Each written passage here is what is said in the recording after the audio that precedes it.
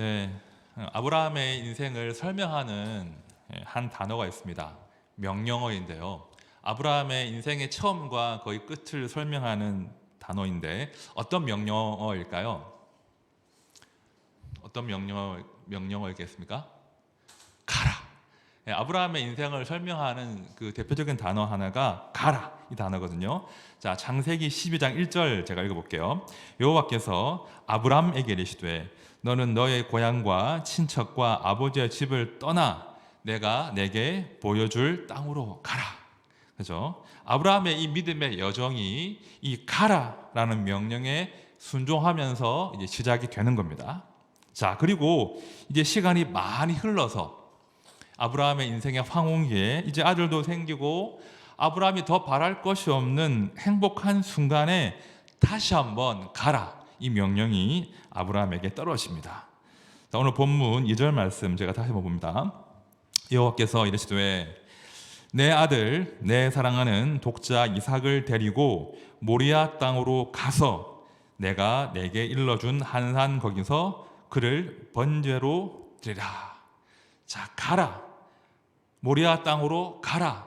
가서 이삭을 번제로 드리라. 이렇게 하나님 명령하시는 거죠. 아버지에게 자기 아들을 죽여서 번제로 바치라 라고 지금 하나님 명령하시는 거예요. 굉장히 충격적이고 동시에 당혹스러운 명령입니다. 왜냐하면 이삭이 아브라함의 대를 이을 것이라고 약속하신 분이 하나님이시기 때문이에요.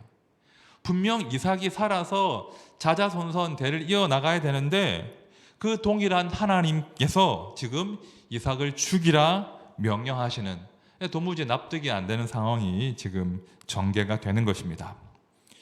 자, 1절 말씀 다시 보십시오. 그 일 후에 하나님이 아브라함을 시험하시려고 그를 부르시되 아브라함아 하시니 그가 이르되 내가 여기 있나이다. 자, 그 명령을 위해서 아브라함을 부르시는 장면인데요. 아브라함아 지금 부르셨다는 걸 강조하고 있습니다. 이 아브라함의 뜻을 아시죠? 이름의 뜻. 열국의 아비, 많은 무리의 아버지, 그런 뜻을 가진 것이 아브라함이라는 이름에 담긴 뜻이고요. 하나님이 붙여주신 이름이에요.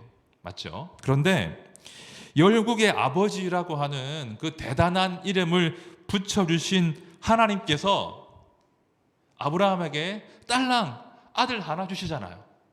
그런데 그 아들 하나마저도 번제로 바치라 하시는 지금 말도 안 되는 상황이 벌어지는 겁니다.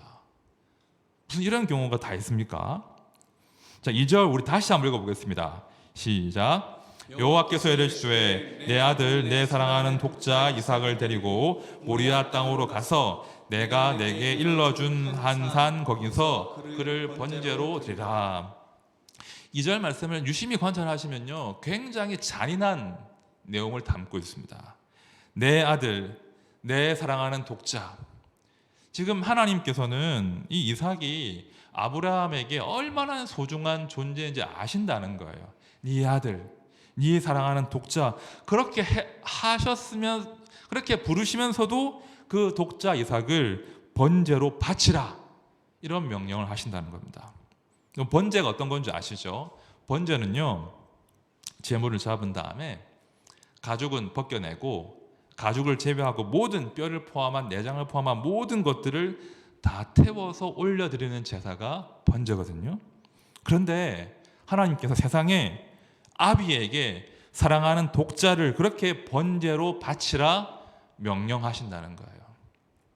아버지가 순종하기에는 너무나 잔인한 잔혹한 명령을 지금 하나님께서 아브라함에게 하십니다. 자, 그런데 오늘 말씀이 너무나 당황스러운 것은 아브라함이 그 말도 안 되는 명령에 순종을 한다는 거예요. 창세기 22장은요, 잘 보시면 그냥 전체가 이해할 수 없는 스토리로 가득 차 있습니다. 아브라함이 그 명령에 순종을 해요. 3절 보십시오. 아브라함이 아침에 일찍이 일어나 나귀의 안장을 지우고 두 종과 그의 아들 이삭을 데리고 번제에 쓸 나무를 쪼개 가지고 떠나 하나님이 자기에게 일러주신 곳으로 가더니. 자, 저자가 지금 강조하고 있습니다.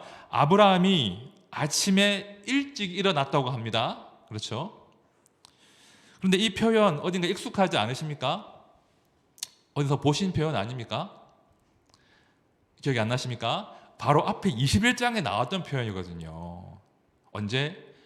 아브라함이 하갈과 이스마엘을 떠나보낼 때 나왔던 그 동일한 표현이에요. 자, 21장 14절 상반들이죠. 아브라함이 아침에 일찍 일어나. 21장도 22장도 정말 순종하게 버거운 명령을 하나님이 하셨는데 아브라함의 반응은 동일해요.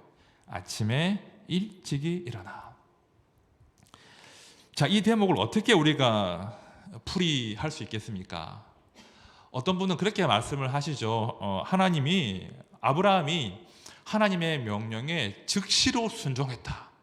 야, 그는 순종의 사람이야 라고 이 구절을 해석하기도 합니다. 자, 그런데 저는 이런 단순한 그 해석에 동의를 할 수가 없습니다. 이 아비의 그 애타는 마음을 도무지 헤아리지 못한 해석인 것이죠. 사실 이 구절은요, 아브라함이 아침에 일찍 일어나 이 구절은요, 아브라함이 밤새 한숨도 못 잤다는 걸 암시하는 거예요. 독자 이삭을 번제로 바쳐야 되는데 아버지가 밤에 잠이 오겠습니까? 잠이 안 오는 거죠. 밤새 고통 가운데, 고민 가운데, 괴로움 가운데 이 고통하다가 뜬 눈으로 밤을 지새고 아침 일찍 자리에서 일어난 것입니다. 지금 아브라함이요, 막 믿음이 너무 좋아서 즉시로 순종하기 위해서 일찍 일어나는 것이 아니라 고통 가운데 일찍 일어나서 가슴 아픈 순종을 하는 그런 장면으로 이 구절을 이해하셔야 돼요. 자, 그런데요, 이어지는 구절을 보시면 어떻게 아브라함이 순종을 했는가, 가능했는가, 아브라함이 붙들었던 그 믿음의 한 조각이 무엇인지를 우리가 확인할 수가 있습니다.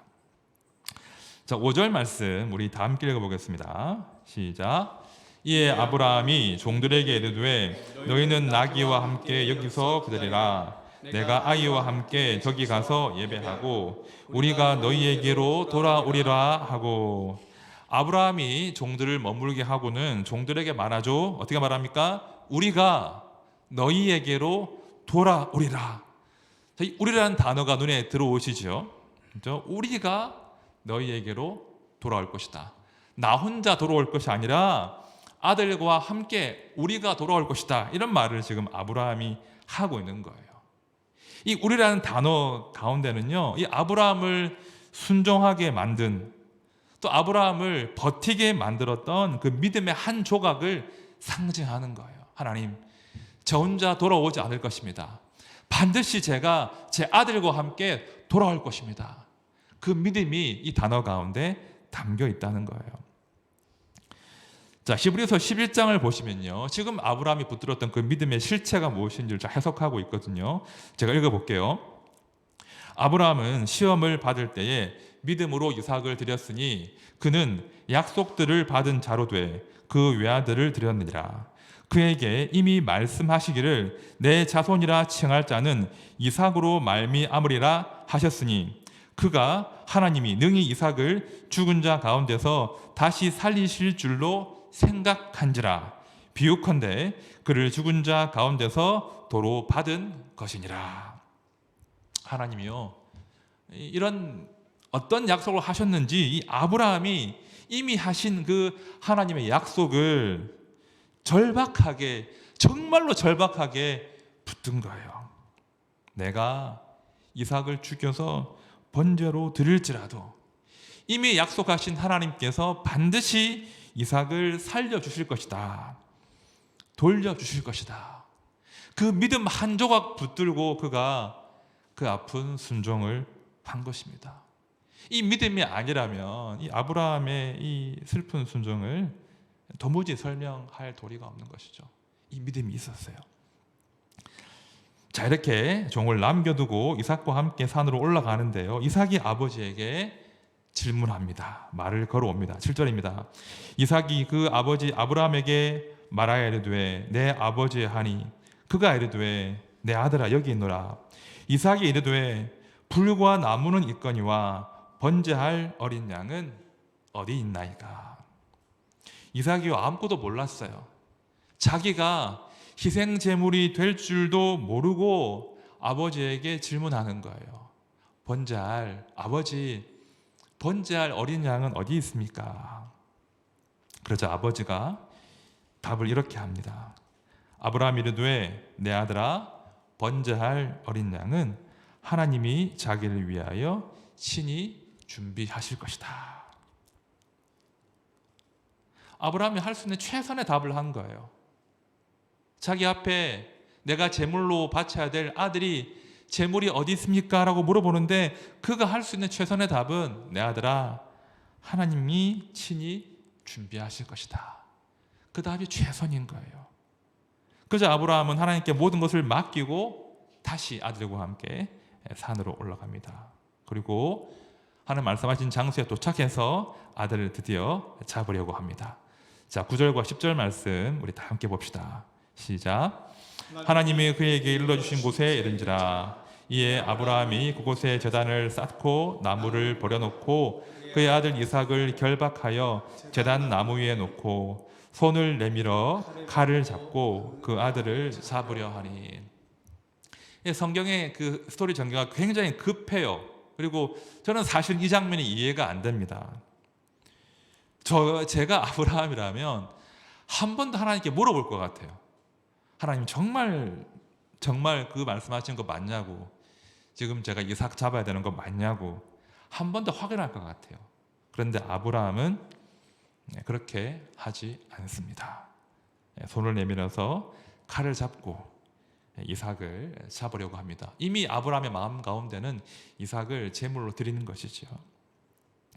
자, 그리고 그 이후에 벌어진 일들은 우리가 다 아는 바대로 다행스럽게도 해피 엔딩이에요. 자, 그 다음 구절 제가 읽어볼게요. 사자가 이르시되 그 아이에게 내 손을 대지 말라. 그에게 아무 일도 하지 말라. 내가 내 아들 내 독자까지도 내게 아끼지 아니하였으니 내가 이제야 내가 하나님을 경외하는 줄을 아노라. 아브라함이 눈을 들어 살펴본즉 한 순양이 뒤에 있는데 뿔이 수풀에 걸려 있는지라. 아브라함이 가서 그 순양을 가져다가 아들을 대신하여 번제로 드렸더라. 너무나 다행스럽죠. 저는 정말 다행스러워요. 만약에 정말 아브라함이 이삭을 잡고 나중에 하나님 이삭을 살려주셨다고 한다면, 그것이 성경의 기록이라면 저는 하나님을 사랑하기가 참 힘들 것 같아요. 하지만 참 다행스럽게도 하나님께서 아버지 아브라함과 그 아들 이삭을 구원해 주시는 거예요. 아버지와 아들 사이에 그런 비극적 죽음을 맛보지 않도록 그 참혹한 일을 막아주십니다. 그리고 아브라함은 하나님이 예비하신 순양을 잡아서 아들을 대신해서 번제로 드립니다. 자, 이것이 오늘 우리가 읽었던 본문의 대략적인 내용입니다. 그리고 너무나 잘 알고 있는 내용이죠. 우리는 아마 이 본문을 볼 때마다 그건 아브라함의 일이지, 아브라함 정도나 되는 사람이니까 이런 순종을 할 수 있는 것이지 라고 이 본문을 애써 넘어가려고 한다는 거예요. 자, 그러나 이 오늘 본문의 이 사건은 아브라함뿐 아니라 아브라함의 후손들, 그리고 하나님이 부르셔서 믿음의 길을 걷는 모든 성도들에게 해당되는 이정표와 같은 말씀인 거예요. 모든 성도들은요, 한 사람도 예외 없이 오늘 말씀의 이정표를 따라가야, 믿음의 여정을 완주할 수 있다는 거예요. 누구도 예외가 없습니다. 우리 모두에게 이 사건은 동일하게 이정표가 되는데요. 자, 두 가지 이유로 이 이정표가 우리가 의미가 있는데, 첫 번째는 이런 겁니다. 이런 이정표입니다. 우리가요, 하나님의 성도, 특별히 하나님의 복의 통로로 살아내기 위해서는 내가 가장 아끼는 그것, 소중한 그것 데리고 반드시 모리아 산으로 올라가야 된다는 거예요. 우리가 원치 않아도 하나님이 그것 데리고 모리아 산으로 가서 드리라 하는 순간이 반드시 온다는 것입니다. 여러분, 우리가 모리아 산으로 간다. 이게 무슨 의미겠습니까? 내 소중한 것과 함께 모리아 산으로 간다. 모리아 산에서 드린다. 어떤 의미겠습니까? 이런 거예요. 하나님이 내게 주신 그 선물에 대해서 나의 권리 주장을 포기하는, 다시요, 내게 주신 그 선물에 대해서 나의 권리 주장을 포기하고 그것을 온전히 주님께 내어드리는 아픔과 연단의 시간이 반드시 우리에게 주어진다는 거예요. 성도는 누구나 나의 선물에 대해서 그것에 대한 나의 권리 주장을 포기하는 아픔과 연단의 시간을 거치게 되어 있다는 거예요. 자, 많은 경우 우리는요, 안타깝게도 하나님의 그 선물을, 복을 하나님처럼 섬길 때가 참 많습니다. 그렇죠? 주신 분을 보지 못하고 그 선물을 하나님처럼 모신다는 거죠. 나의 지금 건강이나 나의 직장이나 내가 일군 재산이나 사업이나 또 내 자식들, 또 사람들의 인정과 칭찬과 인맥, 이런 것들이 마치 하나님처럼 내 삶의 중심이 될 때가 너무나 많다는 거예요. 이건 절대로 건드리시면 안 된다고, 하나님이 할 일은 이거 지켜주시는 거라고 그렇게 요구할 때가 너무나 많다는 겁니다. 문제는 그렇게 되어버리면, 그런 식의 인생이 되어버리면 우리는 아무리 오래 신앙생활을 할지라도 결코 하나님의 사람으로, 하나님의 복의 통로로는 살아갈 수가 없다는 거예요. 우리가 하나님의 선물에 대해서 나의 권리 주장만 하다가는 도리어 그 선물 때문에 내가 교만해지고 나만 자랑하다가 도리어 내 이웃들에게 상대적인 박탈감만 줄 수 있는 그런 삶을 살 수밖에 없다는 거예요. 우리가 그 선물에 대해서 나의 권리 주장을 포기해야 비로소 우리가 복의 근원으로, 생명의 사람으로 살 수 있다는 겁니다. 그것이 성도의 삶의 원리예요. 자, 오늘이 7월 26일인데요. 맞죠? 30년 전에 아주 전 국민을 가슴 아프게 한 사건이 있었습니다. 1993년 7월 26일에 벌어진 사건인데요. 다 아실 겁니다. 김포공항을 출발해서 목포로 가던 그 아시아나 비행기가 착륙 직전에 추락한 사건이 있었습니다. 그 비행기에 총 110명이 타고 있었는데요. 66명이 사망하고 44명이 생존한 그런 사건이 있었습니다. 제가 이 사건을 잊고 있다가 한 3주 전에 그 프로 아십니까? 꼬리에 꼬리를 무는 이야기, 이런 프로가 있거든요. 제가 우연히 그 이야기를 다시 기억하고 접하게 되었는데요. 7월 26일이면 딱 휴가철, 지금 같은 휴가철이잖아요. 그러니까 가족 단위의 휴가를 떠나는 사람들이 참 많았습니다. 그러니까 행복한 가족 여행으로 비행기에 올랐는데 한 가족의, 많은 가족들의 비극적인 그런 사건이 되어버린 것이죠. 잘 다녀와 인사한 것이 마지막 인사가 되어버린 그런 사건입니다. 제가 그 프로그램을 보는데 혼자 봤거든요. 얼마나 아픈 사연과 이별이 많은지요. 보는 내내 가슴이 먹먹하고, 혼자 봤으니까요. 보는 내내 막 눈물이 막 나더라고요. 얼마나 가슴 아픈 죽음과 아픔이 많은지, 또 생과 사가 바뀌어 버리는 그런 기가 막힌 이야기들이 많더라고요. 제가 그 7월 26일에 벌어진 그 사건을 접하면서 참 많은 생각들을 했습니다. 특별히 제가 그 방송 말미에 나오는 그 생존자들의 증언, 인터뷰가 참 기억에 남는데요. 어머니와 아들과 딸이 휴가를 떠났다가 비행기 사고를 당했는데 기적적으로 생還을 한 거예요.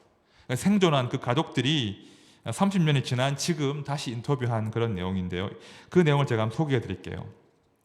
아들과 딸의 인터뷰예요. 자, 아들의 인터뷰입니다. 지금 청년이 된 거예요. 제가 지금 가지고 혹은 할 수 있고 누릴 수 있는 것들이 다 제가 이뤄낸 게 아니라 다 허락해 주셔서 제가 누리고 있는 것들이라는 것을 조금 더 명확하게 저 스스로 깨닫습니다. 다 제가 이뤄낸 게 아니라 다 허락해 주셔서 제가 누리고 있다는 것을 제가 더 명확하게 깨닫습니다. 이런 인터뷰를 했더라고요. 딸은 이런 말을 합니다. 항상 부모님이 이제는 그거 네 인생 내가 아니고 다 새롭게 받은 인생이기 때문에 함부로 살면 안 되고 세상에 쓸모 있는 사람이 되어야 한다. 그런 기회가 있을 때마다 뭔가 내가 할 수 있었으면 이런 생각을 하고 기도도 합니다. 이런 인터뷰를 이 아이들이 남겼더라고요. 제가 그 인터뷰, 그 젊은 친구들의 인터뷰를 보는데 굉장히 가슴이 먹먹해지더라고요. 이 친구들이 그 생과 사의 갈림길에서 이제 어떻게 살아야 할지를 깊이 깨달은 거죠. 그 죽음을 통과한 그들은 이제 함부로 살 수 없는 거예요. 하루하루를 소중히 여기면서 그 생을 뭔가 의미 있는 생으로 살기 위해서 애쓰겠습니다. 그런 고백을 아들과 딸이 했더라고요. 우리는 어떻습니까? 제가 그 인터뷰를 보면서 나는 어떻게 내 인생을 지금 바라보고 있는가. 많은 경우 우리들은요, 너무 당연한 듯이 하나님의 선물을 내 것인 양, 내 권리인 양 주장할 때가 너무나 많다는 거예요. 권리 주장만 하니까 감사와 감격은 점점 줄어들고 계속 비교하게 되고 불평하게 돼요. 하나님이 선물을 주셨는데 그 선물로 뭔가 생명의 통로로, 복의 통로로 살아내야 되는데 전혀 내 인생 가운데 하나님의 생명이 드러나지 않더라는 것이죠. 권리 주장만 해버리면 절대로 우리는 생명의 통로로 살아낼 수가 없습니다. 자, 고린도후서의 말씀을 들어보십시오. 우리가 항상 예수의 죽음을 몸에 짊어짐은 예수의 생명이 또한 우리 몸에 나타나게 하려 함이라. 우리 살아있는 자가 항상 예수를 위하여 죽음에 넘겨짐은 예수의 생명이 또한 우리 죽을 육체에 나타나게 하려 함이라. 여러분, 죽음을 통과하지 않은 나의 생명은요, 결코 예수의 생명이 드러난 통로가 될 수가 없다는 거예요. 내 생명도, 내 건강도, 내 재산도, 자식도, 내 은사도 먼저 모리아 산에서 주님께 드려져야 한다는 거예요. 그것들이 내 것이 아니라 주님의 것이고 주님의 처분에 달린 것임을 철저하게 인정해야 비로소 내 선물들을 가지고 내 선물들을 통해서 하나님의 생명과 구원이 드러난다는 것입니다. 사실은 두려운 일이에요. 하나님께서 언제 어떤 방식으로 우리를 모리아산으로 부르실지 몰라요. 너 가진 건강 가지고 모리아산으로 가거라.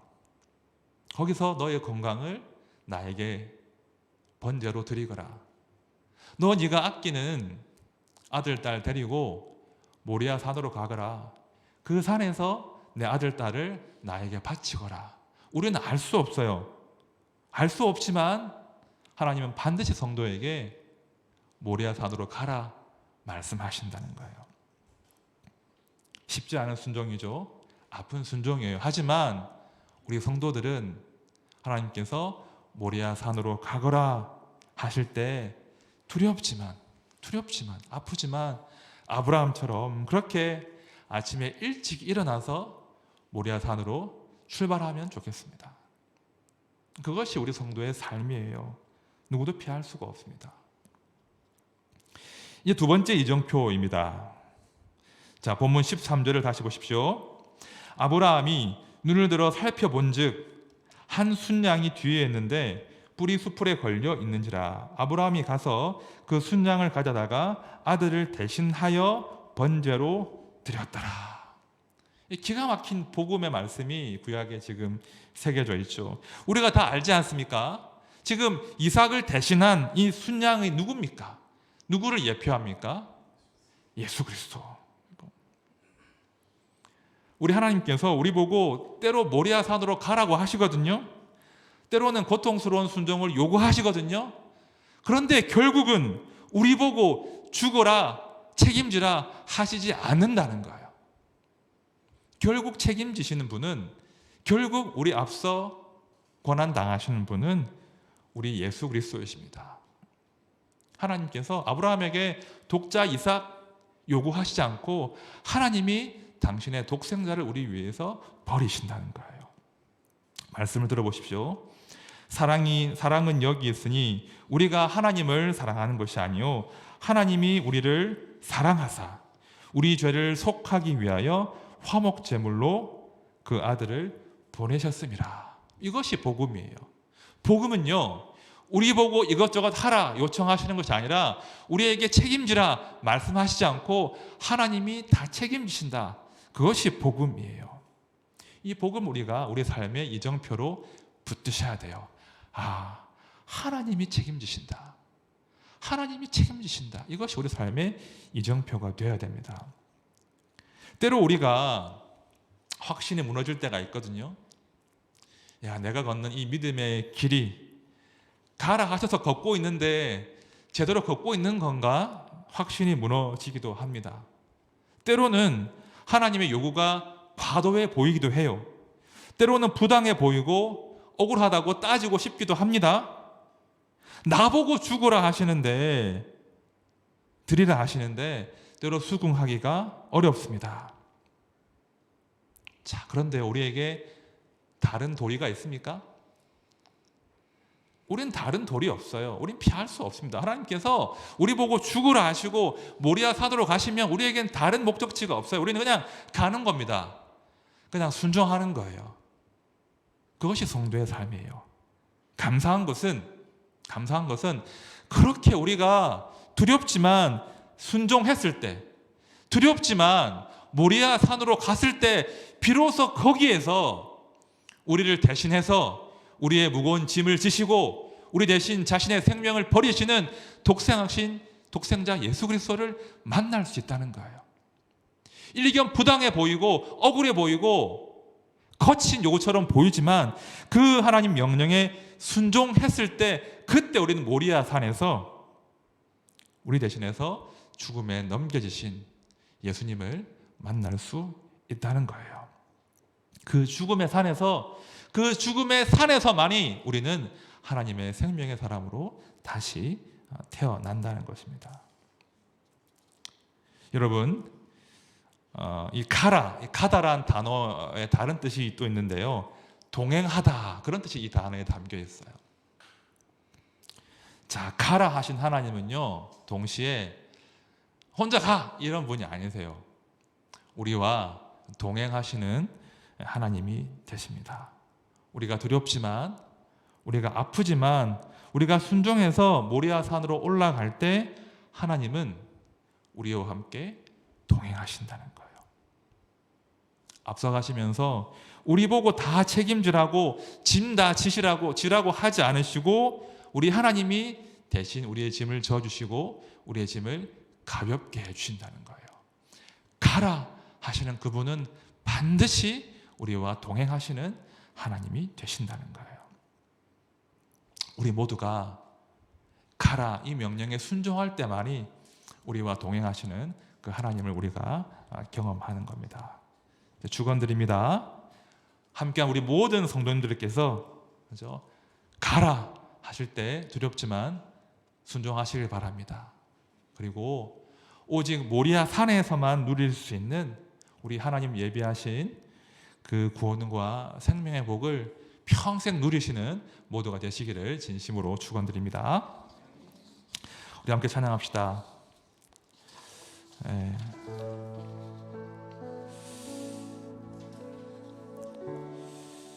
참 우리가 가는 길의 의미를 우리는 알 수 없어요. 나중에는 알려주시겠지만 우리는 걷는 그 순간은 두렵고 불확실하고 아픕니다. 하지만 나중에 하나님 알려주시는 거예요. 우리의 길이 틀리지 않았으면. 우리가 올라간 그 모리아 산에서 우리 하나님께서 우리의 걸음이 복된 걸음이었음을 알려주십니다. 자, 우리가 함께 찬양할 때 하나님 주께서 우리에게 그 보이신 생명의 길로 제가 담대하게 나가게 해주십시오. 우리 함께 믿음으로 찬양합시다.